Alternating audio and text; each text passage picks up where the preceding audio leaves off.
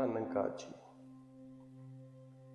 JRD Satyarthi ਜੀ ਦੇ ਵੱਲੋਂ ਲਿਖੀ ਹੋਈ ਕਿਤਾਬ ਹਨੇਰੇ ਚੋਂ ਸਵੇਰੇ ਵੱਲ ਦੇ 2 ਪਾਠ, ਪਹਿਲਾ ਕਦਮ ਤੇ ਦੂਜਾ ਕਦਮ, ਦਾਸ ਨੇ ਆਪ ਜੀ ਦੇ ਸ਼੍ਰੀ ਚਰਨਾਂ ਦੇ ਵਿੱਚ ਰੱਖਿਆ ਸੀ ਤੇ ਆਪ ਜੀ ਨੇ ਬੜਾ ਆਸ਼ੀਰਵਾਦ ਦਿੱਤਾ, ਪ੍ਰਵਾਨ ਕੀਤੀ ਤੇ ਹੌਸਲਾ ਅਫਜ਼ਾਈ ਵੀ ਕੀਤੀ। ਤੇ ਹੁਣ ਦਾਸ ਤੀਸਰਾ ਕਦਮ ਲੈ ਕੇ ਹਾਜ਼ਰ ਹੈ ਆਪ ਜੀ ਦੇ ਚਰਨਾਂ ਦੇ ਵਿੱਚ। ਉਮੀਦ ਹੈ ਪ੍ਰਵਾਨ ਕਰੋਗੇ। ਉਹ ਮਹਾਂਪੁਰਸ਼ ਸਾਹਮਣੇ ਬੈਠੇ ਸਭ ਕੁਝ ਸਮਝਾ ਰਹੇ ਸੀ, ਪਰ ਮੈਨੂੰ ਇਉਂ ਲੱਗ ਰਿਹਾ ਸੀ ਜਿਵੇਂ ਕਿਤੇ ਬਹੁਤ ਦੂਰ ਤੋਂ ਆਵਾਜ਼ ਆ ਰਹੀ ਹੋਵੇ। ਜਦੋਂ ਸਭ ਕੁਝ ਸਮਝਾ ਚੁੱਕੇ ਤਾਂ ਮੈਂ ਗੁੰਮਸੁੰਮ ਜਿਹਾ ਨੀਮ ਬੇਹੋਸ਼ੀ ਜਿਹੀ ਹਾਲਤ ਵਿੱਚ ਉੱਥੋਂ ਉੱਠ ਖੜੋਤਾ। ਮੇਰੇ ਉੱਠਦੇ ਉੱਠਦੇ ਵੀ ਉਸ ਮਹਾਤਮਾ ਨੇ ਬੜੀ ਹੀ ਗੰਭੀਰਤਾ ਨਾਲ ਤੇ ਆਦੇਸ਼ ਦੇ ਰੂਪ ਦੇ ਵਿੱਚ ਫਰਮਾਇਆ, ਵੇਖੋ ਬੇਟਾ, ਇਸ ਗਿਆਨ ਤੋਂ ਜੀਵਨ ਦਾ ਆਨੰਦ ਲੈਣ ਲਈ 3 ਕੰਮ ਬਹੁਤ ਜ਼ਰੂਰੀ ਹਨ: ਸਿਮਰਨ, ਸੇਵਾ ਤੇ ਸੰਗਤ। ਇਹਨਾਂ ਤਿੰਨਾਂ ਦੇ ਅਪਣਾਉਣ ਨਾਲ ਹੀ ਜੀਵਨ ਸੁੱਖਾਂ ਦੀ ਪ੍ਰਾਪਤੀ ਹੋਵੇਗੀ, ਵਰਨਾ ਇਸ ਗਿਆਨ ਦੀ ਸਮਝ ਆਉਣੀ ਵੀ ਨਾਮੁਮਕਿਨ ਹੈ। ਉਹਨਾਂ ਇਹ ਗੱਲ ਬਹੁਤ ਹੀ ਥੋੜ੍ਹੇ ਜਿਹੇ ਸ਼ਬਦਾਂ ਵਿੱਚ ਕਹੀ ਸੀ, ਪਰ ਇਤਨਾ ਸਪਸ਼ਟ ਜ਼ਰੂਰ ਹੋ ਗਿਆ ਸੀ ਕਿ ਇਹਨਾਂ ਤਿੰਨਾਂ ਤੋਂ ਬਿਨਾਂ ਗਿਆਨ ਤੇ ਟਿਕਾਊ ਮੁਸ਼ਕਿਲ ਹੀ ਨਹੀਂ, ਨਾਮੁਮਕਿਨ ਹੈ। ਖੈਰ, ਮੈਂ ਚੁੱਪਚਾਪ ਕਮਰੇ ਤੋਂ ਬਾਹਰ ਆ ਗਿਆ। ਰਾਤ ਦੇ ਲਗਭਗ 3:30 ਵੱਜ ਚੁੱਕੇ ਸਨ। ਮੈਂ ਆਪਣੇ ਆਪ ਵਿੱਚ ਇਤਨਾ ਗਵਾਚ ਹੋਇਆ ਮਹਿਸੂਸ ਕਰ ਰਿਹਾ ਸਾਂ ਕਿ ਕਮਰੇ ਤੋਂ ਬਾਹਰ ਆਉਣ ਸਮੇਂ ਉਹਨਾਂ ਮਹਾਂਪੁਰਸ਼ਾਂ ਨੂੰ ਨਮਸਕਾਰ ਵੀ ਨਾ ਕੀਤੀ ਜਿਨ੍ਹਾਂ ਤੋਂ ਕਿ ਗਿਆਨ ਦੀ ਦਾਤ ਲਈ ਸੀ। ਇਸ ਹਾਲਤ ਵਿੱਚ ਹੀ ਘਰ ਪਹੁੰਚ ਗਿਆ। ਮੰਜੇ 'ਤੇ ਸੌਣ ਲਈ ਲੇਟਿਆ ਤੇ ਜ਼ਰੂਰ, ਪਰ ਅੱਜ ਨੀਂਦ ਕਿਤੇ ਚਲੀ ਗਈ ਸੀ। ਮੈਂ ਛੱਤ ਦੀਆਂ ਕੜੀਆਂ ਵੱਲ ਟਿਕ-ਟਿਕੀ ਲਗਾਈ, ਨਾ ਜਾਣੇ ਕਿਤਨੇ ਖਿਆਲਾਂ ਵਿੱਚ ਡੁੱਬਾ ਹੋਇਆ ਸੀ। ਇੱਕ ਗੱਲ ਮੇਰੀ ਪਰੇਸ਼ਾਨੀ ਦਾ ਸਭ ਤੋਂ ਵੱਡਾ ਕਾਰਨ ਸੀ ਕਿ ਜੋ ਸ਼ਕਤੀ ਮੈਨੂੰ ਅਨੁਭਵ ਕਰਾਈ ਗਈ ਹੈ, ਕਿ ਇਹ ਵਾਕਿਆ ਹੀ ਈਸ਼ਵਰ ਹੈ ਜਾਂ ਨਹੀਂ। ਆਖਰ ਇਸ ਨੂੰ ਮੰਨਣਾ ਵੀ ਤੇ ਕਿਸ ਤਰ੍ਹਾਂ ਤੇ ਕਿਉਂ? ਨਾਲ ਹੀ ਸੁਰਤ ਦੀ ਚੇਤਨਤਾ ਵਾਰ-ਵਾਰ ਇਹੋ ਫੈਸਲਾ ਦਿੰਦੀ ਕਿ ਈਸ਼ਵਰ ਦੇ ਸੰਬੰਧ ਵਿੱਚ ਜਿੰਨੇ ਵੀ ਵਿਸ਼ੇਸ਼ ਗੁਣ ਪਾਵਨ ਗ੍ਰੰਥਾਂ ਵਿੱਚ ਮਿਲਦੇ ਹਨ ਜਾਂ ਬ੍ਰਹਮ ਗਿਆਨੀ ਲੋਕਾਂ ਨੇ ਵੇਦ ਆਦਿ ਸ਼ਾਸਤਰਾਂ ਵਿੱਚ ਈਸ਼ਵਰ ਦੇ ਚਿੰਨ੍ਹ ਤੇ ਗੁਣ ਦੱਸੇ ਹਨ, ਉਹ ਸਾਰੇ ਹੀ ਇਸ ਮਹਾਤਮਾ ਦੀ ਦੱਸੀ ਨਿਰਾਕਾਰ ਸ਼ਕਤੀ ਨਾਲ ਮਿਲ ਰਹੇ ਹਨ। ਇਸ ਲਈ ਇਸ ਨੂੰ ਹੀ ਈਸ਼ਵਰ ਮੰਨਣਾ ਪਵੇਗਾ। ਪਰ ਕੁਝ ਅਗਿਆਨਤਾ ਦੇ ਵਸ ਵਿੱਚ ਆਇਆ ਮਨ ਅਜੇ ਵੀ ਇਸ ਨੂੰ ਈਸ਼ਵਰੀ ਸ਼ਕਤੀ ਮੰਨਣ ਤੋਂ ਇਨਕਾਰ ਕਰ ਰਿਹਾ ਸੀ ਤੇ ਰਹਿ ਕੇ ਬਾਗੀ ਹੋ ਜਾਂਦਾ ਸੀ। ਇਸ ਅੰਤਰ ਦੁਬਿਧਾ ਵਿੱਚ ਕਈ ਮਹੀਨੇ ਲੰਘ ਗਏ। ਮੈਂ ਕਿਸੇ ਵੀ ਠੋਸ ਸਿੱਟੇ ਤੇ ਨਾ ਪੁੱਜ ਸਕਿਆ। ਆਖਰ ਮੈਂ ਰਾਤੀਂ ਜਾਗ ਕੇ ਲਗਾਤਾਰ ਇਸ ਸ਼ਕਤੀ ਵਿੱਚ ਧਿਆਨ ਲਗਾਉਣ ਲੱਗ ਪਿਆ, ਪਰ ਧਿਆਨ ਸੀ ਕਿ ਟਿਕਦਾ ਹੀ ਨਹੀਂ ਸੀ। ਇੱਕ ਅਜੀਬ ਜਿਹੀ ਮਾਨਸਿਕ ਦੁਬਿਧਾ ਵਿੱਚ ਫਸ ਗਿਆ। ਮੇਰੀ ਵਿੱਦਿਆ, ਮੇਰੀ ਵਿਚਾਰ ਸ਼ਕਤੀ ਇਸ ਸ਼ਕਤੀ ਨੂੰ ਹੀ ਈਸ਼ਵਰ ਮੰਨਦੀਆਂ, ਪਰ ਮਨ ਅਜੇ ਵੀ ਹੱਠ ਵਿੱਚ ਸੀ। ਮੇਰੀ ਹਾਲਤ ਇੱਥੋਂ ਤੱਕ ਪੁੱਜ ਗਈ ਸੀ ਕਿ ਮੈਂ ਕਾਲਕਾ ਜੀ ਮੰਦਿਰ ਦੀ ਗੁਫਾ ਵਿੱਚ ਜਾ ਕੇ ਘੰਟਿਆਂ ਬੱਧੀ ਇਕਾਂਤ ਚਿੰਤ ਹੋ ਕੇ ਇਸ ਈਸ਼ਵਰ ਪ੍ਰਭੂ ਅੱਗੇ ਪ੍ਰਾਰਥਨਾ ਕਰਦਾ, ਜੋਦੜੀਆਂ ਕਰਦਾ ਕਿ ਹੇ ਪ੍ਰਭੂ, ਜੇ ਵਾਕਿਆ ਹੀ ਤੂੰ ਇਹੀ ਹੈ, ਇਸ ਦਾ ਮੈਨੂੰ ਗਿਆਨ ਕਰਵਾਇਆ ਗਿਆ ਹੈ, ਕਿਰਪਾ ਕਰੋ ਕਿ ਮੇਰਾ ਇਸ ਰੂਪ ਤੇ ਵਿਸ਼ਵਾਸ ਆ ਜਾਏ, ਤੇ ਜੇ ਤੂੰ ਇਹ ਨਹੀਂ ਤਾਂ ਵੀ ਕਿਰਪਾ ਕਰੋ ਕਿ ਮੇਰਾ ਇਸ ਤੋਂ ਧਿਆਨ ਸਦਾ ਲਈ ਹਟ ਜਾਵੇ, ਤਾਂ ਜੋ ਤੇਰੀ ਖੋਜ ਕਰ ਸਕਾਂ। ਮੈਂ ਉਹਨਾਂ ਦਿਨਾਂ ਵਿੱਚ ਬਿਜਲੀ ਘਰ ਰਾਤ ਦੀ ਡਿਊਟੀ ਤੇ ਸਾਂ। ਉੱਥੇ ਵੀ ਮੈਂ ਸਾਰੀ ਰਾਤ ਜਾ ਕੇ ਇਹ ਅਰਦਾਸਾਂ ਕਰਦਾ ਸਾਂ, ਕਿਉਂਕਿ ਮੈਂ ਕਿਧਰੇ ਹੋਰ ਵੀ ਤੇ ਨਹੀਂ ਜਾ ਸਕਦਾ ਸਾਂ। ਜਿੱਥੇ ਵੀ ਜਾਂਦਾ ਸਾਂ, ਰੱਬ ਦੀ ਪਹਿਚਾਣ ਨੂੰ ਛੱਡ ਕੇ ਰੱਬ ਦੇ ਗੁਣ ਹੀ ਗਾਇਨ ਹੁੰਦੇ ਵੇਖ ਕੇ ਵਾਪਸ ਮੁੜ ਆਉਂਦਾ ਸਾਂ। ਹੁਣ ਕੇਵਲ ਗਿਆਨ ਦੀਆਂ ਫੋਕੀਆਂ ਗੱਲਾਂ ਮੇਰੀ ਤਸੱਲੀ ਨਹੀਂ ਕਰਾ ਸਕਦੀਆਂ ਸਨ। ਸੱਚੀ ਗੱਲ ਇਹ ਕਿ ਅਸਲ ਵਿੱਚ ਮੇਰੀ ਹਾਲਤ ਬਿਲਕੁਲ ਧੋਬੀ ਦੇ ਕੁੱਤੇ ਵਾਂਗ ਹੋ ਗਈ ਸੀ, ਜੋ ਨਾ ਘਟਦਾ ਰਹਿੰਦਾ ਨਾ ਘਾਟਦਾ ਰਹਿੰਦਾ। ਇਸੇ ਡਗਮਗਾਈ ਹਾਲਤ ਵਿੱਚ 3 ਸਾਲ ਲੰਘ ਗਿਆ, ਪਰ ਮੇਰਾ ਮਨ ਇਸ ਦਰਸਾਈ ਸ਼ਕਤੀ ਤੇ ਨਾ ਟਿਕਦਾ ਵੀ ਕਿਸ ਤਰ੍ਹਾਂ, ਜਦ ਕਿ ਮੈਂ ਉਸ ਗਿਆਨਦਾਤਾ ਮਹਾਂਪੁਰਸ਼ ਦੇ ਅੰਤਲੇ ਆਦੇਸ਼ ਨੂੰ ਮੁੱਢੋਂ ਹੀ ਭੁੱਲ ਗਿਆ ਸਾਂ। ਇਹ ਗੱਲ ਵੀ ਮੈਨੂੰ ਆਪਣੇ ਆਪ ਸਮਝ ਨਹੀਂ ਸੀ ਆਈ, ਬਲਕਿ ਨਿਰੰਕਾਰੀ ਮਿਸ਼ਨ ਦੇ ਇੱਕ ਸੰਤ ਨੇ ਹੀ ਦੱਸੀ। ਉਹਨਾਂ ਨੂੰ ਜਦ ਮੈਂ ਆਪਣੀ ਸਾਰੀ ਹਾਲਤ ਦੱਸੀ ਤਾਂ ਉਹਨਾਂ ਇੱਕ ਸਿਆਣੇ ਹਕੀਮ ਦੀ ਤਰ੍ਹਾਂ ਝੱਟ ਹੀ ਮਰਜ਼ ਲੱਭ ਲਈ। ਰੋਗ ਨੂੰ ਮੈਂ ਆਪਣੇ ਆਪ ਹੀ ਪਾਲਿਆ ਹੋਇਆ ਸੀ। ਬੜੇ ਸੋਹਣੇ ਤੇ ਮਿੱਠੇ ਢੰਗ ਨਾਲ ਉਹਨਾਂ ਦੱਸਿਆ, ਗਿਆਨਦਾਤਾ ਦੇ ਅੰਤਮ ਆਦੇਸ਼ ਦੀ ਯਾਦ ਕਰਾਏ ਕਿ ਗਿਆਨ ਦੀ ਸਮਝ ਸਿਮਰਨ, ਸੇਵਾ ਤੇ ਸਤਸੰਗ ਬਿਨਾਂ ਨਹੀਂ ਆ ਸਕਦੀ। ਸੁਣ ਕੇ ਮੈਨੂੰ ਆਪਣੇ ਆਪ ਹੀ ਬੜੀ ਸ਼ਰਮਿੰਦਗੀ ਹੋਈ। ਮੈਂ ਆਪਣੇ ਮਨ ਵਿੱਚ ਹੀ ਨਿਸ਼ਚਾ ਕਰ ਲਿਆ ਕਿ ਹੁਣ ਇਹ ਤਿੰਨੋਂ ਕੰਮ ਸੇਵਾ, ਸਿਮਰਨ, ਸਤਸੰਗ ਵੀ ਜ਼ਰੂਰ ਕਰਕੇ ਵੇਖਣਾ ਚਾਹੁੰਦਾ ਹਾਂ। ਇਸ ਤਰ੍ਹਾਂ ਵਰ੍ਹਿਆਂ ਦੀ ਡਾਮਾਡੋਲ ਹਾਲਤ ਤੋਂ ਬਾਅਦ ਮਹਾਂਪੁਰਸ਼ਾਂ ਦੇ ਆਦੇਸ਼ ਅਨੁਸਾਰ ਇਹ ਕਰਨ ਦੀ ਵੀ ਸੋਚ ਲਈ। ਸਿੱਟੇ ਵਜੋਂ ਮੈਂ ਸੰਗਤ ਵਿੱਚ ਨਿਤਾ ਪ੍ਰਤੀ ਜਾਣਾ ਸ਼ੁਰੂ ਕਰ ਦਿੱਤਾ। ਪਹਿਲੇ ਹੀ ਦਿਨ ਸੰਗਤ ਵਿੱਚ ਇੱਕ ਐਸੇ ਮਹਾਂਪੁਰਸ਼ ਦਰਸ਼ਨ ਹੋਏ ਜਿਸ ਦੇ ਸੁਲਝੇ ਵਿਚਾਰ ਨੇ ਬਹੁਤ ਹੀ ਪ੍ਰਭਾਵਿਤ ਕੀਤਾ। ਸੰਗਤ ਵਾਲੇ ਉਹਨਾਂ ਨੂੰ ਨਿਰਮਲ ਜੋਸ਼ੀ ਕਹਿ ਕੇ ਸਤਿਕਾਰ ਰਹੇ ਸੀ। ਉਹਨਾਂ ਆਪਣਾ ਪ੍ਰਵਚਨ ਇਸ ਤਰ੍ਹਾਂ ਸ਼ੁਰੂ ਕੀਤਾ। ਅਸੀਂ ਅੱਜ ਤਕਰੀਬਨ ਉਹੀ ਸੱਜਣ ਬੈਠੇ ਹਾਂ ਜਿਨ੍ਹਾਂ ਨੂੰ ਇਸ ਸਤਿਗੁਰੂ ਬਾਬਾ ਜੀ ਦੀ ਬਖਸ਼ਿਸ਼ ਨਾਲ ਨਿਰੰਕਾਰ ਦੀ ਜਾਣਕਾਰੀ ਹੋ ਚੁੱਕੀ ਹੈ, ਪਰ ਮੈਂ ਸਾਫ਼ ਸ਼ਬਦਾਂ ਵਿੱਚ ਕਹਾਂਗਾ ਕਿ ਕੇਵਲ ਜਾਣਕਾਰੀ ਸਾਡੀ ਸ਼ਰਧਾ ਜਾਂ ਸਾਡੇ ਵਿਸ਼ਵਾਸ ਦਾ ਆਧਾਰ ਨਹੀਂ ਬਣ ਸਕਦੀ। ਜਦ ਤੱਕ ਇਸ ਵਿਸ਼ਾਲ ਸ਼ਕਤੀ ਤੇ ਸਾਡੀ ਸ਼ਰਧਾ ਜਾਂ ਵਿਸ਼ਵਾਸ ਨਹੀਂ ਟਿਕਦਾ, ਸਾਡੇ ਜੀਵਨ ਵਿੱਚ ਖੁਸ਼ੀ ਤੇ ਆਨੰਦ ਆ ਹੀ ਨਹੀਂ ਸਕਦਾ। ਉਹਨਾਂ ਇੱਕ ਮਿਸਾਲ ਦੇ ਕੇ ਆਪਣੀ ਕਹੀ ਗੱਲ ਨੂੰ ਸਪਸ਼ਟ ਕੀਤਾ। ਸਾਡੇ ਭਾਰਤ ਵਿੱਚ ਵਿਆਹ ਸ਼ਾਦੀਆਂ ਤੇ ਕੋਈ ਪੰਡਿਤ, ਮੁੱਲਾ ਜਾਂ ਭਾਈ ਵਿਚੋਲਾ ਬਣ ਕੇ ਲਾਵਾਂ ਫੇਰੇ ਆਦਿ ਕਰ ਦਿੰਦੇ ਹਨ। ਲੜਕੇ ਲੜਕੀ ਨੂੰ ਜੋੜ ਕੇ ਇੱਕ ਦੂਜੇ ਦੀ ਪਹਿਚਾਣ ਕਰਾ ਦਿੰਦੇ ਹਨ।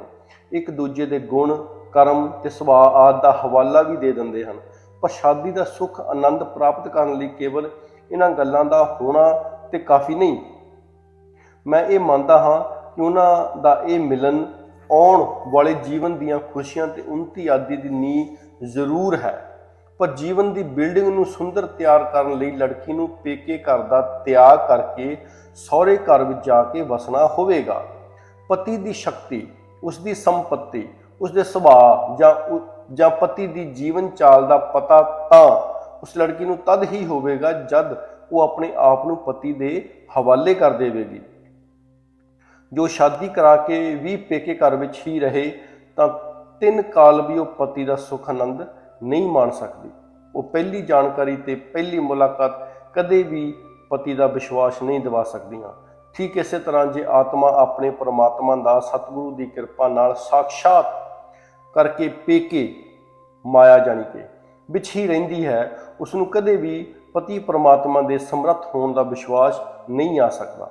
ਇਸ ਲਈ ਜੇ ਅਸੀਂ ਚਾਹੁੰਦੇ ਹਾਂ ਕਿ ਸਾਡੀ ਇਹ ਜਾਣਕਾਰੀ ਆਨੰਦ ਤੇ ਖੁਸ਼ੀ ਦੇ ਸਾਧਨ ਰੂਪ ਵਿੱਚ ਨਿਖਰੇ ਤੇ ਸਾਨੂੰ ਇਹ ਵਿਸ਼ਵਾਸ ਹੋ ਸਕੇ ਕਿ ਸਾਨੂੰ ਉਸੇ ਹੀ ਸ਼ਕਤੀ ਦੀ ਜਾਣਕਾਰੀ ਕਰਾਈ ਗਈ ਹੈ ਜਿਸ ਦੀ ਕਿ ਜੀਵਨ ਵਿੱਚ ਸਾਨੂੰ ਖੋਜ ਸੀ ਜਾਂ ਜੋ ਮੁਕਤੀ ਦਾ ਸਾਧਨ ਹੈ, ਤਾਂ ਸਾਨੂੰ ਆਪਣੇ ਮਨ ਨੂੰ ਇਸ ਦੇ ਹਵਾਲੇ ਕਰਕੇ ਹਮੇਸ਼ਾ ਵਾਸਤੇ ਇਸ ਵਿਸ਼ਾਲ ਤਾਕਤ ਦਾ ਹੋ ਜਾਣਾ ਪਵੇਗਾ।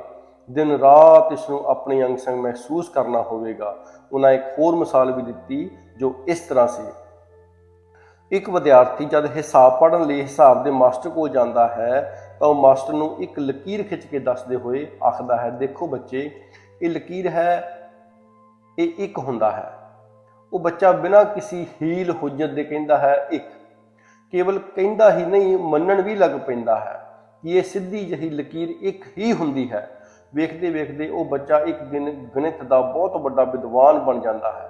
ਤੇ ਜੇ ਉਹ ਬੱਚਾ ਹੱਠ ਕਰ ਬਹੇ ਤੇ ਕਹੇ ਕਿ ਇਹ ਤੇ ਲਕੀਰ ਜਿਹੀ ਹੈ, ਇਹ ਕਿਸ ਤਰ੍ਹਾਂ ਹੋ ਸਕਦਾ ਹੈ, ਤਾਂ ਅਜਿਹੇ ਬੱਚੇ ਦੇ ਅੱਗੇ ਵਧਣਾ ਮੁਸ਼ਕਲ ਹੀ ਨਹੀਂ ਸਗੋਂ ਨਾਮੁਮਕਿਨ ਵੀ ਹੋ ਜਾਂਦਾ ਹੈ। ਇਸ ਤਰ੍ਹਾਂ ਪ੍ਰਭੂ ਜਗਿਆਸਾ ਨੂੰ ਵੀ ਇੱਕ ਵਾਰ ਤੇ ਸਤਿਗੁਰੂ ਦੇ ਆਦੇਸ਼ ਅਨੁਸਾਰ ਸਤਿਗੁਰੂ ਦੇ ਦਰਸਾਏ ਹੋਏ ਨਿਸ਼ਾਨੇ ਨੂੰ ਮੰਨਣਾ ਵੀ ਪਏਗਾ।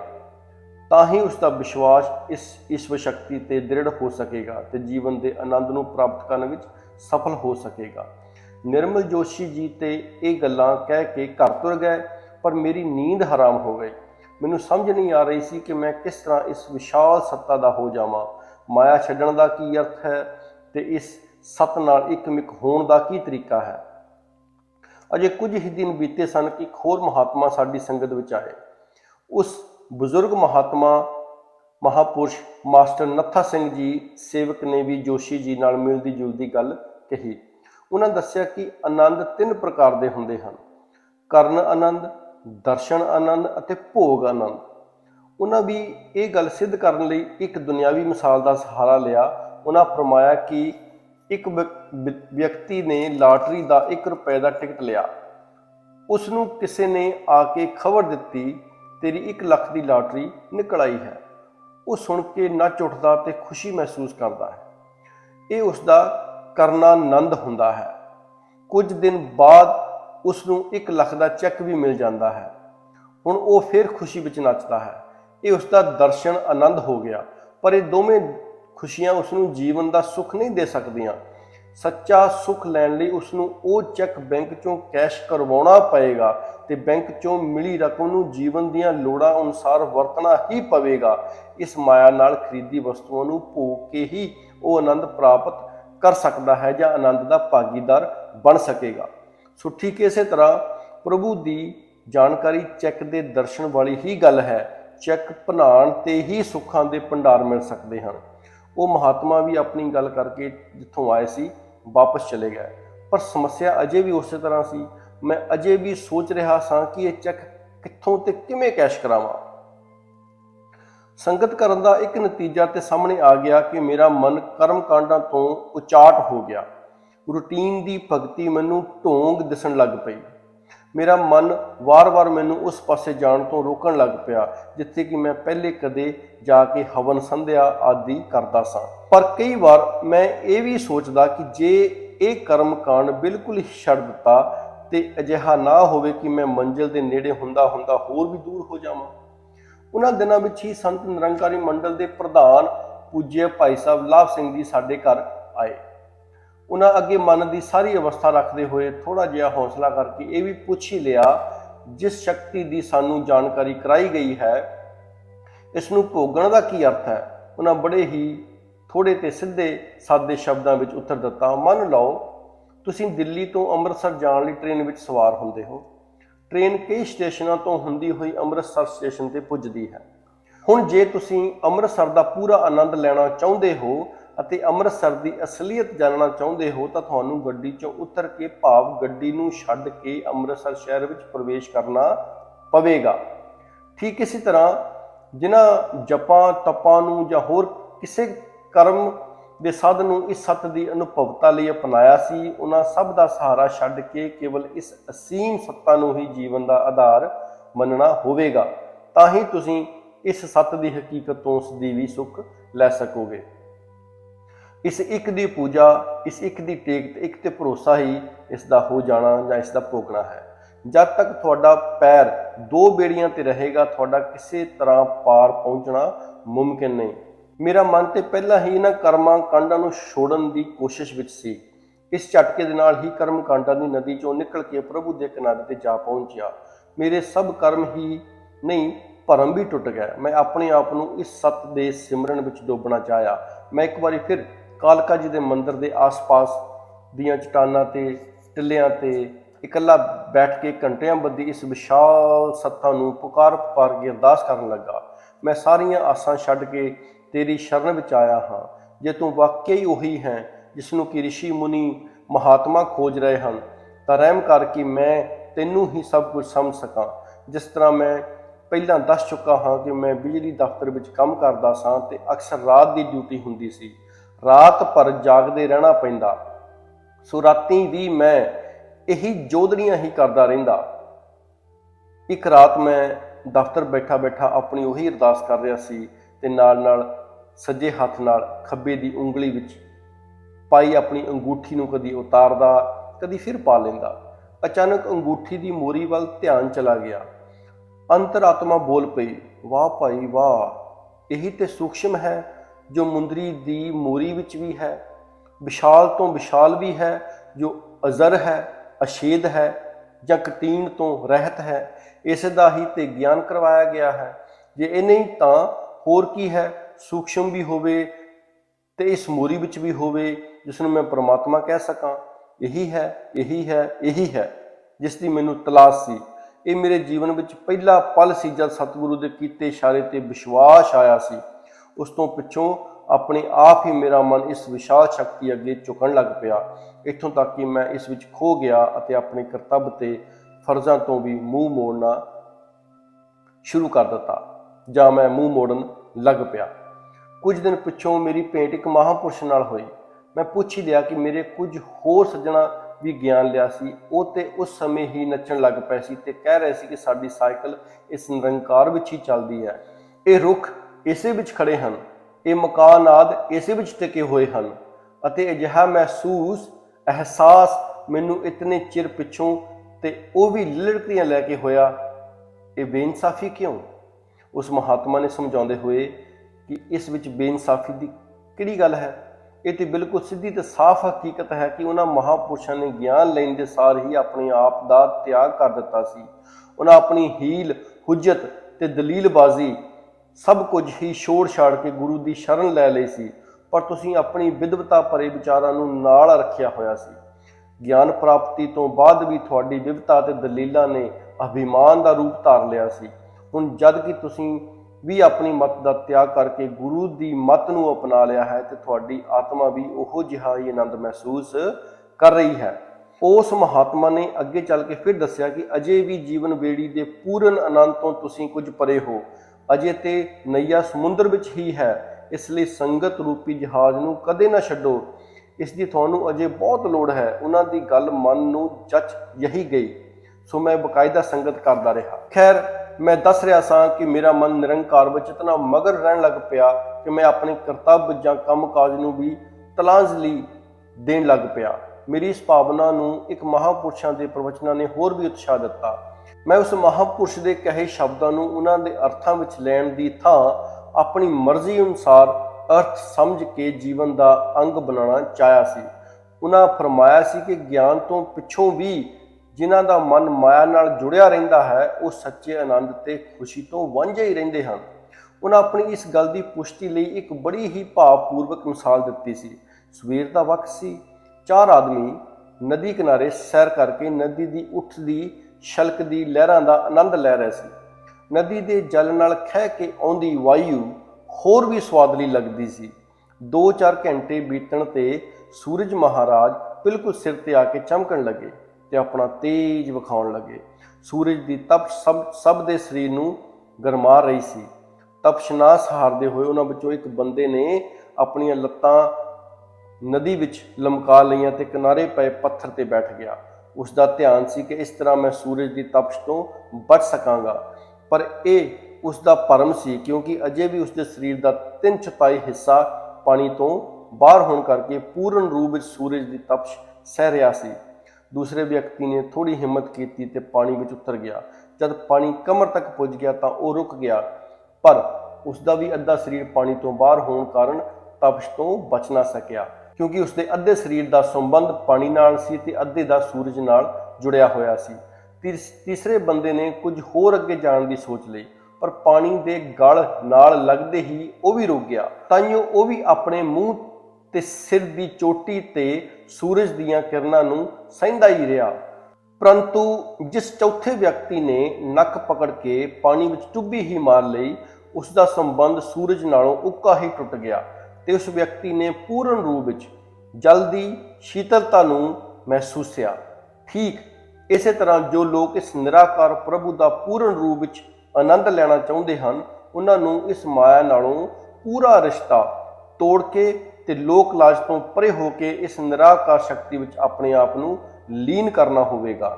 ਬਸ ਉਹਨਾਂ ਦੀ ਇਸ ਵਿਚਾਰ ਦਾ ਮੇਰੇ ਤੇ ਇਤਨਾ ਅਸਰ ਹੋਇਆ ਕਿ ਮੈਂ ਆਪਣੇ ਸਮਾਜਿਕ ਕਰਤੱਵ ਭੁੱਲ ਕੇ ਕੇਵਲ ਨਿਰਾਕਾਰ ਦੇ ਸਿਮਰਨ ਵਿੱਚ ਹੀ ਲੀਨ ਰਹਿਣ ਲੱਗ ਪਿਆ ਤੇ ਇਸ ਨੂੰ ਪੂਰਨ ਰੂਪ ਵਿੱਚ ਡੁਬਕੀ ਸਮਝ ਕੇ ਜੀਵਨ ਦਾ ਆਨੰਦ ਲੈਣ ਲੱਗਾ। ਬਾਅਦ ਵਿੱਚ ਮੈਂ ਮਹਿਸੂਸ ਕੀਤਾ ਕਿ ਮੈਂ ਭੁੱਲ ਵਿੱਚ ਸਾਂ। ਇਸ ਨਾਲ ਤੇ ਮੈਂ ਜੀਵਨ ਦੇ ਇੱਕ ਅੰਗ ਨੂੰ ਵੀ ਨਿਖਾਰ ਨਹੀਂ ਸਕਾਂਗਾ। ਪਹਿਲੇ ਵੀ ਬਹੁਤ ਲੋਕ ਇਸੇ ਭੁੱਲ ਕਾਰਨ ਮਾਰ ਖਾ ਚੁੱਕੇ ਸੀ, ਜੋ ਪ੍ਰਲੋਕ ਤੇ ਸੁਧਾਰ ਗਏ, ਪਰ ਇਸ ਲੋਕ ਵਿੱਚ ਉਹ ਖੁਸ਼ਹਾਲੀ ਦਾ ਮੂੰਹ ਨਹੀਂ ਸਨ ਵੇਖ ਸਕੇ। ਮੈਨੂੰ ਵੀ ਅੱਜ ਆਪਣਾ ਲੌਕਿਕ ਜੀਵਨ ਸੰਕਟ ਵਿੱਚ ਦਿਸਣ ਲੱਗਾ। ਘਰ ਵਿੱਚ ਖਟਖਟ, ਦਫ਼ਤਰ ਤੋਂ ਰੋਜ਼ ਹੀ ਸਾਹਿਬ ਦੀ ਨਾਰਾਜ਼ਗੀ ਤੇ ਸਮਾਜ ਵਿੱਚ ਵੀ ਬਿਨਾਂ ਮਤਲਬ ਦੇ ਕਿਸੇ ਨਾ ਕਿਸੇ ਨਾਲ ਉਲਝਣਾ, ਇਹੀ ਸਭ ਜੀਵਨ ਬਣ ਚੁੱਕਾ ਸੀ। ਮੈਂ ਅੱਜ ਵੀ ਉਸ ਮਹਾਤਮਾ ਦੇ ਉਪਕਾਰਾਂ ਨੂੰ ਯਾਦ ਕਰਕੇ ਦਿਲ ਹੀ ਦਿਲ ਵਿੱਚ ਲੱਖ ਧੰਨਵਾਦ ਦਿੰਦੇ ਨਹੀਂ ਥੱਕਦਾ, ਜਿਸ ਨੇ ਮੈਨੂੰ ਮੇਰੀ ਇਹ ਭੁੱਲ ਚੇਤੇ ਕਰਵਾਈ ਸੀ। ਉਸ ਮਹਾਤਮਾ ਦਾ ਨਾਮ ਅੱਜ ਵੀ ਨਿਰੰਕਾਰੀ ਮਿਸ਼ਨ ਵਿੱਚ ਪੂਰਨ ਸ਼ਰਧਾ ਤੇ ਸਤਿਕਾਰ ਨਾਲ ਲਿਆ ਜਾਂਦਾ ਹੈ। ਉਹ ਸਨ ਪੂਰਨ ਬ੍ਰਹਮ ਗਿਆਨੀ ਭਾਈ ਸਾਹਿਬ ਭਾਈ ਰਾਮਚੰਦ ਜੀ ਕਪੂਰਥਲਾ ਵਾਲੇ। ਇੱਕ ਐਤਵਾਰ ਦੀ ਸੰਗਤ ਦੇ ਭੋਗ ਪੈਣ ਤੋਂ ਬਾਅਦ ਅਚਾਨਕ ਹੀ ਧਿਆਨ ਆਇਆ ਕਿ ਅੱਜ ਭਾਈ ਸਾਹਿਬ ਜੀ ਨੂੰ ਮਿਲਿਆ ਜਾਵੇ। ਉਹ ਕਿਧਰੇ ਪ੍ਰਚਾਰ ਯਾਤਰਾ ਕਰਦੇ ਕਰਦੇ ਦਿੱਲੀ ਪੁੱਜੇ ਸਨ। ਮੈਂ ਉਹਨਾਂ ਦੇ ਕਮਰੇ ਵਿੱਚ ਪੁੱਜਾ। ਨਮਸਕਾਰ ਕਰਕੇ ਨਾਲ ਦੇ ਪਲੰਘ ਤੇ ਬੈਠਣੇ ਹੀ ਲੱਗਾ ਸਾਂ ਕਿ ਉਹਨਾਂ ਦੀ ਆਵਾਜ਼ ਕੰਨੀ ਪਈ। ਸੁਣਾਓ ਜੀ ਸ਼ਾਸਤਰੀ ਜੀ, ਕੀ ਹਾਲ ਏ? ਮੈਂ ਝੱਟ ਹੀ ਇੱਕ ਸਾਹ ਵਿੱਚ ਬੋਲ ਪਿਆ, ਤੁਹਾਡੀ ਰਹਿਮਤ ਹੈ। ਸੰਗਤ ਕਰਦਾ ਹਾਂ, ਸੰਤਾਂ ਮਹਾਂਪੁਰਸ਼ਾਂ ਦੇ ਬਚਨਾਂ ਨੂੰ ਸੁਣ ਕੇ ਮਨ ਨੂੰ ਪਵਿੱਤਰ ਕਰਦਾ ਹਾਂ ਤੇ ਜੋ ਕੁਝ ਸਮਾਂ ਮਿਲਦਾ ਹੈ ਨਿਰੰਕਾਰ ਪ੍ਰਭੂ ਦੇ ਸਿਮਰਨ ਵਿੱਚ ਲੰਘ ਜਾਂਦਾ ਹੈ। ਹੁਣ ਤੇ ਪਾਪਾ ਜੀ ਇਹ ਦੁਨੀਆ ਕੁਝ ਫਿੱਕੀ ਫਿੱਕੀ ਜਿਹੀ ਲੱਗਦੀ ਹੈ ਤੇ ਇਸ ਤੋਂ ਕੁਝ ਦਿਲ ਉਚਾਟ ਹੀ ਹੋ ਗਿਆ ਹੈ। ਮੇਰੇ ਇਹ ਕਹਿੰਦੇ ਉਹਨਾਂ ਦੇ ਚਿਹਰੇ ਦੇ ਹਾਵ ਭਾਵ ਬਦਲਣ ਲੱਗੇ। ਜਿਨ੍ਹਾਂ ਨੇ ਉਹਨਾਂ ਦੇ ਦਰਸ਼ਨ ਕੀਤੇ ਹਨ ਉਹ ਜਾਣਦੇ ਹਨ ਕਿ ਉਹਨਾਂ ਦਾ ਸਰੀਰ ਸਰਦੀ ਗਾਂਧੀ ਤੋਂ ਵੀ ਕਿਤੇ ਵੱਧ ਪ੍ਰਭਾਵਸ਼ਾਲੀ ਸੀ। ਇਹ ਚੌੜਾ ਸੀਨਾ, ਭਰਿਆ ਭਰਿਆ ਚਿਹਰਾ, ਪਠਾਣਾ ਵਰਗੀ ਸਿਰ ਤੇ ਪਗੜੀ ਵੀ, ਸਭ ਕੁਝ ਮਿਲਾ ਕੇ ਐਸੀ ਚੰਗੀ ਰੋਹਬ ਦਾਵ ਵਾਲੀ ਸ਼ਖਸੀਅਤ ਲੱਗਦੀ ਸੀ, ਕੋਲ ਆਉਣ ਵਾਲਾ ਉਂਝ ਹੀ ਪ੍ਰਭਾਵ ਵਿੱਚ ਆ ਜਾਵੇ। ਉਹਨਾਂ ਕੁਝ ਸਖਤ ਜਿਹੇ ਲਹਿਜ਼ੇ ਵਿੱਚ ਕਿਹਾ, ਸ਼ਾਸਤਰੀ ਜੀ ਇਹ ਕੋਈ ਭਗਤੀ ਨਹੀਂ ਜੋ ਤੁਸੀਂ ਕਰ ਰਹੇ ਹੋ, ਅਤੇ ਗੁਰਮਤ ਅਜਿਹੀ ਭਗਤੀ ਨੂੰ ਮੂਲੋਂ ਹੀ ਨਹੀਂ ਮੰਨਦੀ। ਭਗਤੀ ਨਾਲ ਤਾਂ ਲੋਕ ਸੁਖੀ ਹੋ ਜਾਂਦਾ ਹੈ ਤੇ ਤੁਸੀਂ ਲੋਕ ਤੋਂ ਮੂੰਹ ਮੋੜ ਨੂੰ ਹੀ ਭਗਤੀ ਸਮਝ ਬੈਠੇ ਹੋ। ਇਹ ਕਹਿ ਕੇ ਉਹ ਥੋੜੀ ਦੇਰ ਲਈ ਚੁੱਪ ਹੋ ਗਏ। ਮੈਂ ਇੱਕ ਅਪਰਾਧੀ ਦੀ ਤਰ੍ਹਾਂ ਬੈਠਾ ਰਿਹਾ। ਉਹਨਾਂ ਆਪ ਹੀ ਚੁੱਪ ਤੋੜੀ ਤੇ ਬੜੇ ਪਿਆਰ ਭਰੇ ਅੰਦਾਜ਼ ਵਿੱਚ ਬੋਲੇ, ਸ਼ਾਸਤਰੀ ਜੀ ਚੇਤੇ ਕਰੋ ਜਦੋਂ ਤੁਹਾਨੂੰ ਗਿਆਨ ਹੋਇਆ ਸੀ 3 ਗੱਲਾਂ ਤੇ ਅਮਲ ਕਰਨ ਲਈ ਤੁਹਾਨੂੰ ਕਿਹਾ ਗਿਆ ਸੀ, ਸੋ 2 ਗੱਲਾਂ ਤੇ ਤੁਸੀਂ ਬਹੁਤ ਹੀ ਸੋਹਣੀ ਤਰ੍ਹਾਂ ਅਪਣਾ ਲਈਆਂ, ਪਰ ਲੱਗਦਾ ਹੈ ਕਿ ਤੀਸਰੀ ਤੁਹਾਨੂੰ ਕੋਈ ਜ਼ਰੂਰੀ ਨਹੀਂ ਲੱਗੀ। ਯਾਦ ਜੇ ਉਹ ਤੀਸਰੀ ਕਿਹੜੀ ਹੈ? ਮੈਂ ਕੁਝ ਝਿਜਕਦੇ ਹੋਏ ਕਿਹਾ, ਜੀ ਸੇਵਾ। ਮੇਰਾ ਜਵਾਬ ਸੁਣ ਕੇ ਭਾਈ ਸਾਹਿਬ ਜੀ ਬੋਲੇ, ਸ਼ਾਸਤਰੀ ਜੀ ਮਹਿਸੂਸ ਨਾ ਕਰਨਾ, ਇੱਕ ਗੱਲ ਕਹਿਣ ਲੱਗਾ ਹਾਂ। ਅਸੀਂ ਪਠਾਨ ਹਾਂ ਤੇ ਸਿੱਧੀ ਗੱਲ ਕਹਿਣ ਦਾ ਸੁਭਾਅ ਹੀ ਬਣ ਗਿਆ ਹੈ। ਗੱਲ ਦਰਅਸਲ ਇਹ ਹੈ ਕਿ ਸੇਵਾ ਵੱਲ ਤੇ ਤੁਸੀਂ ਧਿਆਨ ਦਿੱਤਾ ਹੀ ਨਹੀਂ। ਜੋ ਸੰਗਤ ਜਾਂ ਸਿਮਰਨ ਤੁਸੀਂ ਕਰ ਰਹੇ ਹੋ ਇਹ ਵੀ ਸਤਿਗੁਰੂ ਦੇ ਆਸ਼ੇ ਅਨੁਸਾਰ ਨਹੀਂ। ਸੰਗਤ ਕਰਨ ਦਾ ਭਾਵ ਹੁੰਦਾ ਹੈ ਕਿ ਮਹਾਂਪੁਰਸ਼ਾਂ ਦੇ ਬਚਨਾਂ ਨੂੰ ਉਸ ਹੀ ਰੂਪ ਵਿੱਚ ਵਰਤੋਂ ਵਿੱਚ ਲਿਆਂਦਾ ਜਾਵੇ ਜਿਸ ਤਰ੍ਹਾਂ ਸਤਿਗੁਰੂ ਚਾਹੁੰਦਾ ਹੈ। ਸਤਿਗੁਰੂ ਦਾ ਆਦੇਸ਼ ਹੈ ਕਿ ਗ੍ਰਸਤ ਵਿੱਚ ਰਹਿ ਕੇ ਆਪਣੇ ਫਰਜ਼ਾਂ ਨੂੰ ਪੂਰਾ ਕਰਦੇ ਹੋਏ ਇਸ ਦਾਤਾਰ ਪ੍ਰਭੂ ਨੂੰ ਯਾਦ ਕਰਨਾ, ਪਰ ਤੁਸੀਂ ਤੇ ਸੰਤਾਂ ਦੇ ਪ੍ਰਵਚਨਾਂ ਦਾ ਆਪਣੀ ਮਰਜ਼ੀ ਅਨੁਸਾਰ ਅਰਥ ਲਿਆ ਹੈ ਤੇ ਵਰਤੋਂ ਕੀਤੀ ਹੈ ਤੇ ਫਰਜ਼ਾਂ ਤੋਂ ਮੂੰਹ ਮੋੜਨ ਨੂੰ ਹੀ ਜੀਵਨ ਲਕਸ਼ ਸਮਝ ਲਿਆ ਹੈ। ਗੁਰਮਤ ਦਾ ਆਧਾਰ ਗੁਰੂ ਦੀ ਮੱਤ ਹੁੰਦੀ ਹੈ। ਗੁਰੂ ਦੀ ਮੱਤ ਨੂੰ ਪਰੇ ਰੱਖ ਕੇ ਅਸੀਂ ਜੋ ਕੁਝ ਵੀ ਕਰਦੇ ਹਾਂ ਉਹ ਜੇ ਸਾਨੂੰ ਇੱਕ ਪਾਸਿਓਂ ਨਿਪਟਾਰਾ ਦਵਾਏਗਾ ਵੀ ਤਾਂ ਦੂਜੇ ਪਾਸੇ ਤੋਂ ਮਾਤ ਖਾ ਜਾਵਾਂਗੇ। ਸਿਮਰਨ ਦੇ ਅਰਥ ਵਿੱਚ ਵੀ ਤੁਸੀਂ ਭੁੱਲ ਵਿੱਚ ਹੋ। ਇਹ ਠੀਕ ਹੈ ਕਿ ਸਤਿਗੁਰੂ ਨੂੰ ਤੁਹਾਡੇ ਤੇ ਤਰਸ ਆ ਗਿਆ ਹੈ ਅਤੇ ਤੁਹਾਡਾ ਮਨ ਇਕਾਗਰਤਾ ਵਿੱਚ ਟਿਕਣ ਲੱਗ ਪਿਆ ਹੈ, ਪਰ ਸਿਮਰਨ ਦਾ ਸਹੀ ਅਰਥ ਹੈ ਕਿ ਅਸੀਂ ਹਰ ਕੰਮ ਕਾਜ ਵਿੱਚ ਇਸ ਨਿਰੰਕਾਰ ਪ੍ਰਭੂ ਦੀ ਸਰਵ ਵਿਆਪਕਤਾ ਨੂੰ ਮੰਨੀਏ। ਹਰ ਕੰਮ ਵਿੱਚ ਵੀ ਦਾਤਾਰ ਨੂੰ ਸਾਖੀ ਮੰਨੀਏ। ਕੰਮ ਕਾਜ ਨੂੰ ਛੱਡ ਕੇ ਨਾਮ ਦੇ ਰਟਣ ਨੂੰ ਹੀ ਸਿਮਰਨ ਸਮਝਣਾ ਗੁਰਮਤ ਤੋਂ ਭਟਕਣਾ ਹੈ। ਖੈਰ, ਸੰਗਤ ਤੇ ਸਿਮਰਨ ਵਿੱਚ ਤੁਸੀਂ ਜਿਸ ਤਰ੍ਹਾਂ ਵੀ ਲੱਗੇ ਹੋ, ਪ੍ਰਮਾਤਮਾ ਦੀ ਹੋਂਦ, ਐਗਜ਼ਿਸਟੈਂਸ ਤੇ ਤੁਹਾਡਾ ਵਿਸ਼ਵਾਸ ਤਾਂ ਜ਼ਰੂਰ ਆ ਗਿਆ ਹੈ, ਪਰ ਜੇ ਸੰਗਤ ਅਤੇ ਸਿਮਰਨ ਗੁਰੂ ਦੇ ਆਸ਼ੇ ਅਨੁਸਾਰ ਕਰੋ ਤਾਂ ਜੀਵਨ ਦਾ ਇੱਕ ਅਨੋਖਾ ਜਿਹਾ ਆਨੰਦ ਸਹਿਜੇ ਹੀ ਮਾਣ ਸਕੋਗੇ। ਸੇਵਾ ਵੱਲ ਖਾਸ ਧਿਆਨ ਦੇਣਾ ਹੋਵੇਗਾ। ਸੇਵਾ ਨਾਲ ਹੀ ਸਾਡਾ ਲੋਕ ਸੁਖੀ ਹੁੰਦਾ ਹੈ। ਬਿਨਾਂ ਸੇਵਾ ਕੀਤੇ ਸਾਡੀ ਇਹ ਦੁਨਿਆਵੀ ਜ਼ਿੰਦਗੀ ਕਿਸੇ ਤਰ੍ਹਾਂ ਵੀ ਸੁਖੀ ਨਹੀਂ ਹੋ ਸਕਦੀ। ਇਹ ਇੱਕ ਅਟਲ ਸੱਚਾਈ ਸਮਝ ਲਓ। ਜਦ ਤੱਕ ਸਾਡਾ ਇਹ ਲੋਕ ਸੁਖੀ ਨਹੀਂ ਹੁੰਦਾ, ਪਰਉਪਕਾਰ ਤੇ ਪ੍ਰਚਾਰ ਕਰ ਸਕਣਾ ਵੀ ਅਸੰਭਵ ਹੈ। ਲੋਕਾਂ ਕੋਲ ਚਮ ਦ੍ਰਿਸ਼ਟੀ ਹੈ, ਗਿਆਨ ਦੀ ਨਹੀਂ। ਉਹਨਾਂ ਨੂੰ ਤੇ ਤੁਹਾਡਾ ਸੁਖੀ ਜੀਵਨ ਹੀ ਇਸ ਸਮੇਂ ਸਤਿਗੁਰੂ ਵੱਲ ਖਿੱਚ ਸਕਦਾ ਹੈ। ਮੁਕਤੀ ਦੀ ਗੱਲ ਕਿਉਂਕਿ ਜੀਵਨ ਤੋਂ ਪਿੱਛੋਂ ਦੀ ਹੈ, ਉਹਨਾਂ ਦੀ ਸਮਝ ਵਿੱਚ ਨਹੀਂ ਆ ਸਕਦੀ। ਇਸ ਲਈ ਤੁਹਾਨੂੰ ਆਪਣੇ ਸੁੱਖ ਲਈ ਹੀ ਨਹੀਂ, ਸੰਸਾਰ ਤੇ ਉਪਕਾਰ ਲਈ ਵੀ ਤਨ, ਮਨ ਤੇ ਧਨ ਨਾਲ ਸੇਵਾ ਵਿੱਚ ਜੁਟ ਜਾਣਾ ਹੋਵੇਗਾ। ਉੱਠਦੇ ਉੱਠਦੇ ਉਹਨਾਂ ਇਹ ਚੇਤਾਵਨੀ ਵੀ ਦਿੱਤੀ ਸੀ ਕਿ ਜੇ ਤੁਸੀਂ ਤਨ, ਮਨ ਤੇ ਧਨ ਕਰਕੇ ਸੇਵਾ ਵੱਲ ਧਿਆਨ ਨਹੀਂ ਦਿਓਗੇ ਤਾਂ ਇੱਕ ਦਿਨ ਐਸਾ ਵੀ ਆ ਸਕਦਾ ਕਿ ਹੌਲੇ ਹੌਲੇ ਸੰਗਤ ਤੇ ਸਿਮਰਨ ਵੀ ਘਟਣ ਲੱਗ ਪਏ ਤੇ ਜੋ ਥੋੜਾ ਬਹੁਤ ਤੁਹਾਡਾ ਵਿਸ਼ਵਾਸ ਬਣਿਆ ਹੈ ਇਹ ਵੀ ਘਟ ਜਾਏ ਤੇ ਮਨ ਡੋਲਣ ਲੱਗ ਪਏ। ਉਹਨਾਂ ਇੱਕ ਬਹੁਤ ਮੁੱਲੀ ਗੱਲ ਹੋਰ ਵੀ ਦੱਸੀ ਕਿ ਸੇਵਾ ਕਰਨ ਲਈ ਸਾਨੂੰ ਸਾਦਗੀ ਤੇ ਤਿਆਗ ਵਾਲਾ ਜੀਵਨ ਜੀਣਾ ਹੋਵੇਗਾ। ਸਾਦਗੀ ਤੇ ਤਿਆਗਮਈ ਜੀਵਨ ਵਾਲੇ ਹੀ ਕੁਝ ਬਚਾ ਵੀ ਸਕਦੇ ਹਨ ਤੇ ਸੇਵਾ ਵਿੱਚ ਲਗਾ ਵੀ ਸਕਦੇ ਹਨ। ਜਿਨ੍ਹਾਂ ਨੂੰ ਆਪਣੀ ਸੱਜ ਧੱਜ ਤੇ ਖਾਣ ਪੀਣ ਤੋਂ ਹੀ ਵਿਹਲ ਨਹੀਂ ਮਿਲਦੀ, ਉਹ ਨਾ ਤੇ ਤਨ ਕਰਕੇ ਸੇਵਾ ਕਰ ਸਕਦੇ ਹਨ, ਨਾ ਹੀ ਮਨ ਕਰਕੇ ਕਿਸੇ ਦੂਸਰੇ ਦੀ ਉન્નਤੀ ਲਈ ਸ਼ੁਭ ਕਾਮਨਾ ਕਰ ਸਕਦੇ ਹਨ ਅਤੇ ਨਾ ਹੀ ਧਨ ਦੀ ਸੇਵਾ ਕਰਨ ਦੇ ਹੀ ਉਹ ਯੋਗ ਹੁੰਦੇ ਹਨ। ਸੇਵਾ ਕਰਨ ਲਈ ਸਾਨੂੰ ਆਪਣੀ ਹਰ ਸ਼ਕਤੀ ਨੂੰ ਵਿਅਰਥ ਦੀਆਂ ਗੱਲਾਂ ਤੋਂ ਬਚਾ ਕੇ ਰੱਖਣਾ ਚਾਹੀਦਾ ਹੈ। ਉਸ ਮਹਾਪੁਰਸ਼ ਦੀਆਂ ਇਹਨਾਂ ਗੱਲਾਂ ਦਾ ਮੇਰੇ ਤੇ ਬਹੁਤ ਹੀ ਪ੍ਰਭਾਵ ਪਿਆ। ਮੈਨੂੰ ਆਪਣੇ ਆਪ ਤੇ ਸ਼ਰਮਿੰਦਗੀ ਜਿਹੀ ਹੋਣ ਲੱਗੀ ਕਿ ਮੈਂ ਕਿੰਨਾ ਮੂਰਖ ਹਾਂ ਕਿ ਗਿਆਨ ਵੇਲੇ ਦੀਆਂ 3 ਗੱਲਾਂ ਹੀ ਭੁੱਲ ਗਿਆ ਹਾਂ। ਮੈਂ ਮਨ ਹੀ ਮਨ ਵਿੱਚ ਇਹ ਧਾਰ ਲਿਆ ਕਿ ਹੁਣ ਤੋਂ ਸਾਰੇ ਹੀ ਪ੍ਰਾਣਾਂ ਦਾ ਪੂਰਨ ਰੂਪ ਵਿੱਚ ਪਾਲਣ ਕਰਾਂਗਾ, ਨਾਲ ਹੀ ਸੰਗਤ, ਸਿਮਰਨ ਤੇ ਸੇਵਾ ਨੂੰ ਵੀ ਜੀਵਨ ਅੰਗ ਬਣਾ ਕੇ ਹੀ ਜੀਵਾਂਗਾ। ਇਹ ਗੱਲ ਸੋਚਦੇ ਹੀ ਇੰਜ ਪ੍ਰਤੀਤ ਹੋਣ ਲੱਗਾ ਜਿਵੇਂ ਗਿਆਨ ਦੀ ਪੂਰਨ ਸਮਝ ਮੈਨੂੰ ਅੱਜ ਹੀ ਆਈ ਹੋਵੇ। ਕੁਝ ਦਿਨ ਬੀਤਣ ਤੇ ਭਾਈ ਸਾਹਿਬ ਰਾਮ ਸਰਨ ਜੀ, ਸੈਕਟਰੀ ਸੰਤ ਨਿਰੰਕਾਰੀ ਮੰਡਲ, ਸਾਡੇ ਕੋਲ ਪਧਾਰੇ।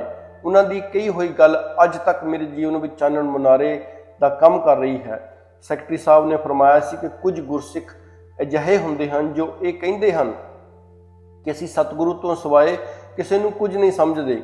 ਉਹਨਾਂ ਦੀ ਧਾਰਨਾ ਭਾਵੇਂ ਬਿਲਕੁਲ ਉਸ ਪਤਨੀ ਦੀ ਤਰ੍ਹਾਂ ਸ਼ੁੱਧ ਹੁੰਦੀ ਹੈ ਜੋ ਇਹ ਕਹਿੰਦੀ ਹੈ ਕਿ ਮੈਂ ਸਿਵਾਏ ਆਪਣੇ ਪਤੀ ਦੇ ਕਿਸੇ ਦੀ ਪਰਵਾਹ ਨਹੀਂ ਕਰਦੀ, ਪਰ ਉਹ ਪਤਨੀ ਪੂਰਨ ਪਤੀਵ੍ਰਤਾ ਹੋਣ ਤੇ ਵੀ ਗ੍ਰਸਤ ਦਾ ਸੱਚਾ ਸੁੱਖ ਨਹੀਂ ਮਾਣ ਸਕਦੀ।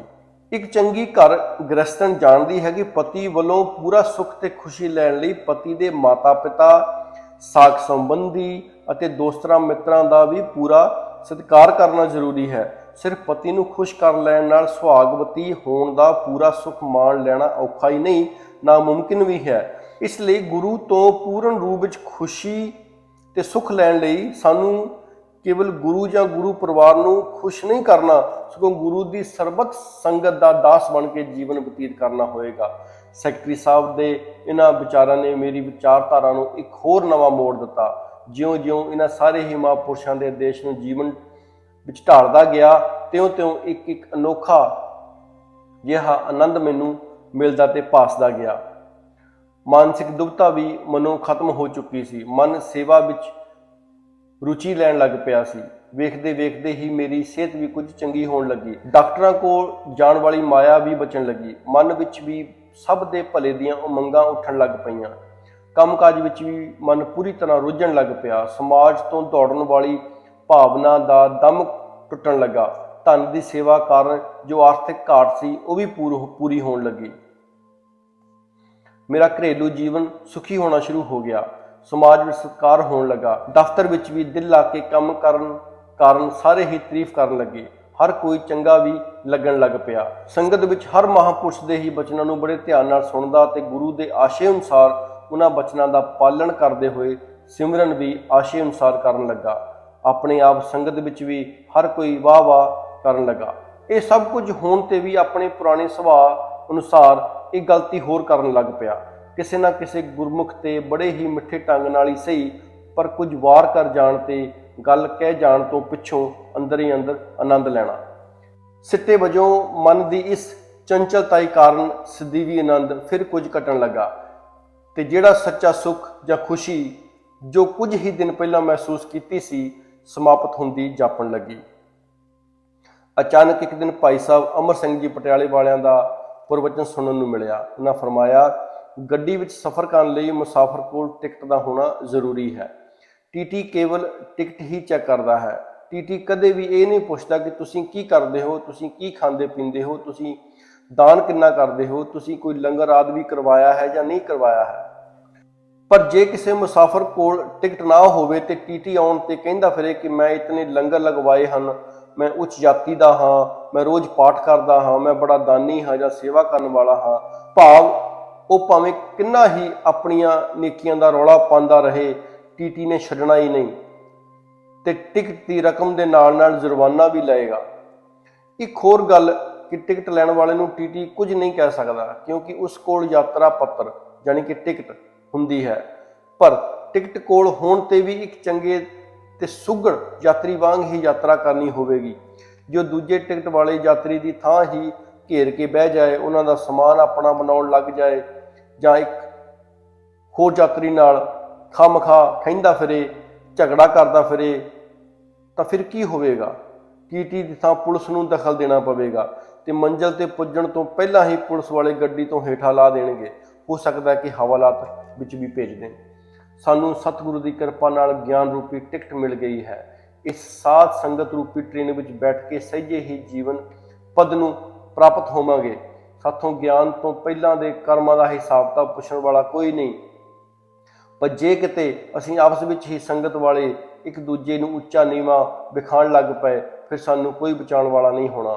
ਬੇਸ਼ੱਕ ਯਮਰਾਜ ਜਾਂ ਧਰਮਰਾਜ ਸਾਨੂੰ ਨਹੀਂ ਟੋਕ ਸਕਦਾ, ਪਰ ਆਪਣੇ ਪੈਰੀਂ ਕੁਹਾੜਾ ਜੋ ਅਸੀਂ ਖੁਦ ਆਪ ਮਾਰਾਂਗੇ, ਉਸ ਦੀ ਪੀੜਾ ਤਾਂ ਸਾਨੂੰ ਸਹਿਣੀ ਹੀ ਪਵੇਗੀ। ਇਸ ਲਈ ਸਾਨੂੰ ਬੜਾ ਹੀ ਸੰਭਲ ਕੇ ਜੀਵਨ ਜੀਣਾ ਹੈ। ਅਜਿਹਾ ਨਾ ਹੋਵੇ ਕਿ ਸਾਡੇ ਕਿਸੇ ਕਰਮ ਕਾਰਨ ਸਾਡੇ ਗੁਰੂ ਤੇ ਕੋਈ ਉਂਗਲ ਉੱਠੇ। ਉਹਨਾਂ ਇੱਕ ਕਹਾਵਤ ਬੋਲਦੇ ਹੋਏ ਆਪਣੀ ਗੱਲ ਮੁਕਾ ਲਈ, ਮੰਦਾ ਕੁੱਤਾ ਖਸਮੈ ਗਾਲ। ਭਾਈ ਸਾਹਿਬ ਦੇ ਇਹਨਾਂ ਵਿਚਾਰਾਂ ਤੋਂ ਬਾਅਦ ਤੇ ਮੈਂ ਹੋਰ ਵੀ ਚੁਕੰਨਾ ਹੋ ਕੇ ਮਹਿਸੂਸ ਕੀਤਾ ਕਿ ਇੱਕ ਗੁਰਸਿੱਖ ਨੂੰ ਤੇ ਬਹੁਤ ਹੀ ਸਤ ਧਰਮੀ ਵਾਲਾ ਜੀਵਨ ਜੀਣਾ ਹੁੰਦਾ ਹੈ। ਮਖੌਲ ਦੇ ਤੌਰ ਤੇ ਵੀ ਕਿਸੇ ਦੇ ਵਿਅੰਗ ਕੱਸਣਾ ਜਾਂ ਹਲਕੀ ਹਰਕਤ ਕਰਨਾ ਠੀਕ ਨਹੀਂ। ਇੱਕ ਦਿਨ ਪੂਜਯ ਨਿਰੰਕਾਰੀ ਰਾਜ ਮਾਤਾ ਜੀ ਦੇ ਪ੍ਰਵਚਨਾਂ ਤੋਂ ਬਾਅਦ ਤੇ ਮੈਂ ਬਹੁਤ ਹੀ ਸਾਵਧਾਨੀ ਦਾ ਜੀਵਨ ਜੀਣ ਦਾ ਨਿਰਣੇ ਕਰ ਲਿਆ। ਮਾਤਾ ਜੀ ਨੇ ਇੱਕ ਕਹਾਣੀ ਸੁਣਾਈ ਸੀ, ਕਿਸੇ ਮਹਾਪੁਰਸ਼ ਤੋਂ ਕੋਈ ਐਸੀ ਗਲਤੀ ਹੋ ਗਈ ਜਿਸ ਦੀ ਸਜ਼ਾ ਉਸਨੂੰ ਇਹ ਦਿੱਤੀ ਗਈ ਕਿ ਉਹ ਕਚਹਿਰੀ ਵਿੱਚ ਬੈਠੇ ਤੇ ਸਾਰੇ ਲੋਕ ਉਸਨੂੰ ਇੱਕ ਇੱਕ ਪੱਥਰ ਮਾਰਨ। ਸਾਰਿਆਂ ਨੇ ਪੱਥਰ ਮਾਰਨਾ ਸ਼ੁਰੂ ਕਰ ਦਿੱਤਾ। ਸਾਰਿਆਂ ਵਿੱਚ ਇੱਕ ਮਹਾਪੁਰਸ਼ ਵੀ ਬੈਠਾ ਸੀ। ਉਸ ਆਪਣੀ ਵਾਰੀ ਤੇ ਪੱਥਰ ਦੀ ਥਾਂ ਇੱਕ ਫੁੱਲ ਮਾਰ ਦਿੱਤਾ। ਸਾਰਿਆਂ ਦੇ ਪੱਥਰ ਬਰਦਾਸ਼ਤ ਕਰਨ ਵਾਲਾ ਇੱਕ ਫੁੱਲ ਦੀ ਮਾਰ ਨਾ ਸਹਿ ਸਕਿਆ, ਚੀਖ ਮਾਰ ਕੇ ਰੋ ਪਿਆ। ਜਦ ਫੁੱਲ ਦੀ ਮਾਰ ਤੇ ਰੋਣ ਦਾ ਕਾਰਨ ਮੈਜਿਸਟ੍ਰੇਟ ਨੇ ਪੁੱਛਿਆ ਤਾਂ ਉਹ ਬੋਲਿਆ ਕਿ ਉਹ ਪੱਥਰ ਮਾਰਨ ਵਾਲੇ ਤੇ ਅਗਿਆਨੀ ਹਨ। ਉਹ ਨਹੀਂ ਜਾਣਦੇ ਕਿ ਮੈਂ ਦੋਸ਼ੀ ਹਾਂ ਜਾਂ ਨਿਰਦੋਸ਼, ਪਰ ਇਹ ਫੁੱਲ ਮਾਰਨ ਵਾਲਾ ਤੇ ਜਾਣਦਾ ਹੈ ਕਿ ਮੈਂ ਵੀ ਉਸੇ ਗੁਰੂ ਦਾ ਸਿੱਖ ਹਾਂ ਜਿਸ ਦਾ ਕਿ ਉਹ ਹੈ, ਤੇ ਉਹ ਇਹ ਵੀ ਜਾਣਦਾ ਹੈ ਕਿ ਉਸ ਗੁਰੂ ਦਾ ਸਿੱਖ ਕਦੇ ਅਜਿਹੀ ਗਲਤੀ ਨਹੀਂ ਕਰ ਸਕਦਾ। ਫਿਰ ਇਹ ਸਭ ਜਾਣਦੇ ਹੋਏ ਵੀ ਉਸ ਨੂੰ ਇਸ ਗੱਲ ਤੇ ਵਿਸ਼ਵਾਸ ਨਹੀਂ ਰਿਹਾ ਤੇ ਉਸ ਫੁੱਲ ਮਾਰਿਆ। ਮਾਤਾ ਜੀ ਨੇ ਇਹ ਕਹਾਣੀ ਸੁਣਾ ਕੇ ਸੰਗਤਾਂ ਨੂੰ ਸੰਬੋਧਨ ਕਰਦੇ ਹੋਏ ਫਰਮਾਇਆ, ਗੁਰਮੁਖੋ, ਸਾਨੂੰ ਕਦੇ ਵੀ ਆਪਣੇ ਗੁਰਮੁਖ ਮਹਾਪੁਰਸ਼ਾਂ ਤੇ ਮਿੱਠੇ ਤੋਂ ਮਿੱਠੇ ਤਰੀਕੇ ਨਾਲ ਵੀ ਵਾਰ ਨਹੀਂ ਕਰਨਾ ਚਾਹੀਦਾ। ਇਸ ਨਾਲ ਗੁਰਮੁਖ ਦਾ ਦਿਲ ਦੁਖੀ ਹੁੰਦਾ ਹੈ ਤੇ ਉਸ ਦੇ ਫਲਸਵਰੂਪ ਇੱਕ ਦਿਨ ਸਾਡੀ ਵੀ ਨੀਂਦ ਖਰਾਬ ਹੁੰਦੀ ਹੈ ਤੇ ਸਾਨੂੰ ਉਸ ਦਾ ਭੁਗਤਾਨ ਕਰਨਾ ਪੈਂਦਾ ਹੈ। ਇਸ ਵਿਚਾਰ ਦਾ ਮੇਰੇ ਤੇ ਬਹੁਤ ਹੀ ਜ਼ੋਰਦਾਰ ਅਸਰ ਹੋਇਆ। ਮੈਂ ਦਿਲ ਹੀ ਦਿਲ ਵਿੱਚ ਅਰਦਾਸ ਕੀਤੀ ਕਿ ਦਾਤਾ ਹੁਣ ਤੇ ਬਖਸ਼ ਦੇ, ਅੱਗੋਂ ਮੈਂ ਕਦੇ ਵੀ ਕਿਸੇ ਦੀ ਨਿੰਦਾ ਦਾ ਭਾਗੀਦਾਰ ਨਹੀਂ ਬਣਾਂਗਾ। ਇੱਥੇ ਮੈਂ ਯੁੱਗ ਪੁਰਸ਼ ਬਾਬਾ ਅਵਤਾਰ ਸਿੰਘ ਜੀ ਵੱਲੋਂ ਦਿੱਤੀ ਗਈ ਇੱਕ ਵਿਸ਼ੇਸ਼ ਚੇਤਾਵਨੀ ਦਾ ਵਰਣਨ ਵੀ ਕਰਨਾ ਚਾਹਾਂਗਾ। ਉਹਨਾਂ ਕਿਹਾ ਸੀ, ਸੇਵਾ ਸਿਮਰਨ ਤੇ ਸਤਸੰਗ ਦਾ ਸਾਰਾ ਫਲ ਨਸ਼ਟ ਹੋ ਜਾਂਦਾ ਹੈ ਜਦ ਅਸੀਂ ਆਪਣੇ ਆਪ ਨੂੰ ਪਵਿੱਤਰ ਤੇ ਦੂਜੇ ਨੂੰ ਅਵਗੁਣ ਭਰਿਆ ਸਮਝਦੇ ਹਾਂ। ਗੁਰਮਤਿ ਵਿੱਚ ਆਪਣੇ ਆਪ ਨੂੰ ਨੀਵਾਂ ਤੇ ਦੂਜੇ ਸੰਤਾਂ ਮਹਾਪੁਰਸ਼ਾਂ ਨੂੰ ਉੱਚਾ ਸਮਝਣ ਵਾਲੇ ਦੀ ਹੀ ਇੱਜ਼ਤ ਹੁੰਦੀ ਹੈ। ਇਸ ਲਈ ਅਭਿਮਾਨ ਤੇ ਦੂਜਿਆਂ ਦੇ ਅਵਗੁਣ ਛਾਂਟਣ ਦੀ ਭਾਵਨਾ ਤੋਂ ਬਚੋ, ਤਦ ਹੀ ਜੀਵਨ ਆਨੰਦਮਈ ਤੇ ਸੁਖਮਈ ਹੋਵੇਗਾ। ਮੇਰੇ ਜੀਵਨ ਦਾ ਉਹ ਦਿਨ ਵੀ ਸੁਨਹਿਰਾ ਦਿਨ ਕਿਹਾ ਜਾ ਸਕਦਾ ਹੈ ਜਦ ਸਤਿਗੁਰੂ ਬਾਬਾ ਗੁਰਬਚਨ ਸਿੰਘ ਜੀ ਮਹਾਰਾਜ ਦੇ ਪ੍ਰਵਚਨ ਇੱਕ ਦਿਨ ਮੈਂ ਬੜੇ ਹੀ ਪਿਆਰ ਸਤਿਕਾਰ ਨਾਲ ਸੁਣੇ। ਹਜ਼ੂਰ ਨੇ ਫਰਮਾਇਆ, ਸਾਧ ਸੰਗਤ, ਗੁਰਮਤਿ ਮਾਰਗ ਬੜਾ ਵਿਖਮ ਮਾਰਗ ਹੈ। ਇਸ ਤੇ ਚੱਲਣਾ ਖੰਡੇ ਦੀ ਧਾਰ ਤੇ ਚੱਲਣਾ ਹੈ। ਸੋ ਜੋ ਦੂਸਰੇ ਗੁਰਸਿੱਖਾਂ ਦੇ ਅਵਗੁਣ ਤੇ ਗਲਤੀਆਂ ਛਾਂਟਦੇ ਰਹਿੰਦੇ ਹਨ, ਉਹ ਅੱਜ ਨਹੀਂ ਤੇ ਕੱਲ ਜ਼ਰੂਰ ਹੀ ਗਿਰਾਵਟ ਵਿੱਚ ਜਾਣਗੇ। ਉਹਨਾਂ ਨੂੰ ਗਿਰਨ ਤੋਂ ਕੋਈ ਨਹੀਂ ਬਚਾ ਸਕੇਗਾ।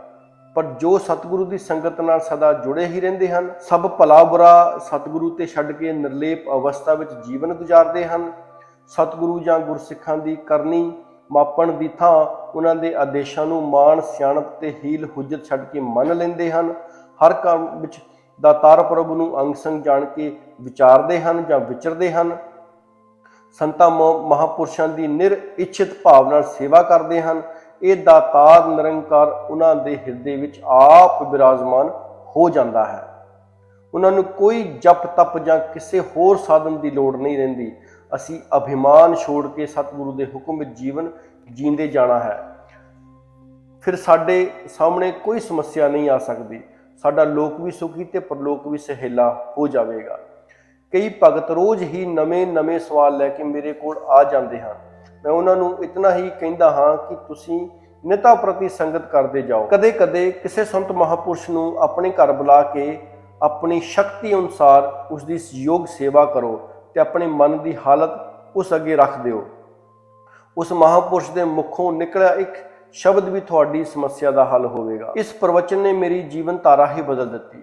ਗਿਆਨ ਪ੍ਰਾਪਤੀ ਸਮੇਂ ਤੇ ਮੈਂ ਇਸ ਆਨੰਦ ਦੀ ਇੱਕ ਝਾਤ ਮਾਤਰ ਹੀ ਮਹਿਸੂਸੀਅਤ ਲਈ ਸੀ।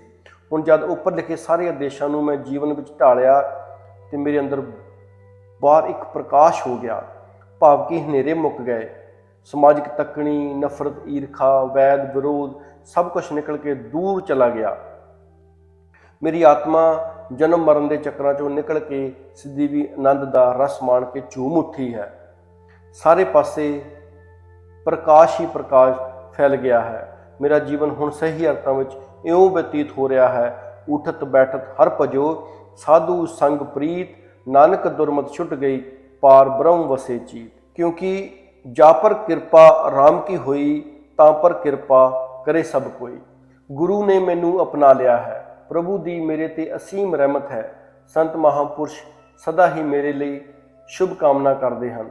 ਮੇਰਾ ਛੋਟਾ ਜਿਹਾ ਪਰਿਵਾਰ, ਮੇਰੀ ਧਰਮ ਪਤਨੀ ਸ਼੍ਰੀਮਤੀ ਰਾਮ ਦੁਲਾਰੀ ਅਤੇ ਸੁਪੁੱਤਰ ਵਿਮਲੇਸ਼ ਵਿਮਲ ਮੇਰੇ ਪਰਮਾਰਥ ਜੀਵਨ ਵਿੱਚ ਹਰ ਤਰ੍ਹਾਂ ਹੀ ਸਹਿਯੋਗੀ ਹਨ।